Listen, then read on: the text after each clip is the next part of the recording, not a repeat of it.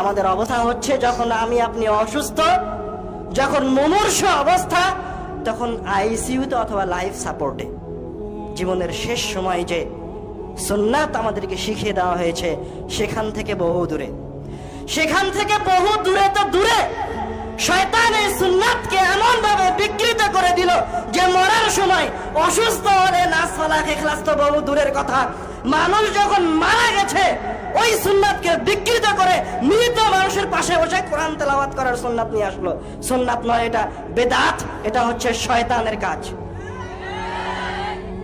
শুধু মৃত ব্যক্তির পাশে নয়, মারা যাওয়ার পরে নয়, কিভাবে মারা যাওয়ার 40 দিন পরেও তার জন্য কোরআন তেলাওয়াত করা হয়।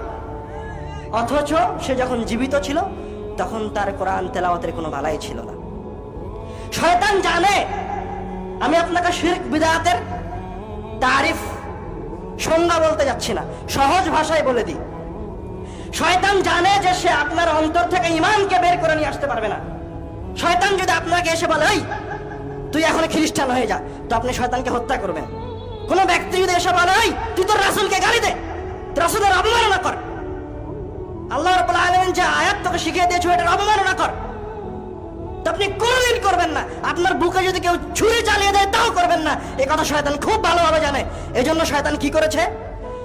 শয়তান আপনার ইবাদতকে বিকৃত করে দিয়েছে, কারণ শয়তান খুব ভালোভাবে জানে, শয়তানের কাছে ইলমুল ইয়াকিন আছে যে মুসলমান কি ইবাদতে আগ্রহী।